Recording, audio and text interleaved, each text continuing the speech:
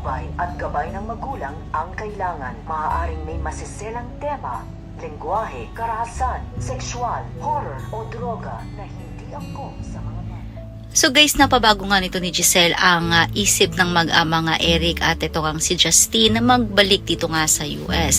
At ngayon ikinagulat naman ito ni RJ kung bakit inilagay sa finance department at head pa nga ito nga si Eric. So at hanggang ngayon ay wala ngang tiwala ito. Kinausap nga niya si Eric at tila ba napansin nga nito ni Eric na walang tiwala sa kanya itong si RJ, na baka kung ano ang gawin nga nito. Kung kaya't kinausap ni RJ din ang kanyang ate Giselle at sinabi nga nito ni Giselle na hindi naman niya ito ginawa para kay Eric kundi para sa kanyang anak, sapagkat ito lamang ang tanging kahilingan nito at tanging paraan para mapagbigyan siya na mag-stay nga at magtrabaho sa Apex. Subalit mukhang tama nga si RJ na hindi dapat pagtiwalaan itong si Eric at maging itong si Justine, sapagkat ngayon iniisip nga nito ni Justine na masaya na siya at nakapasok na siya dito sa Apex at sa buhay ng kanyang ina, at hindi daw niya ito gagawin para sa kanyang lolo dahil may iba nga siyang motibo sa pagtatrabaho dito sa Apex. So hanggang saan nga ba ang paghiganti ni Justine at Eric kay Giselle? Yan ang mga dapat nating abangan dito nga lang sa Abot Kamay na Pangarap.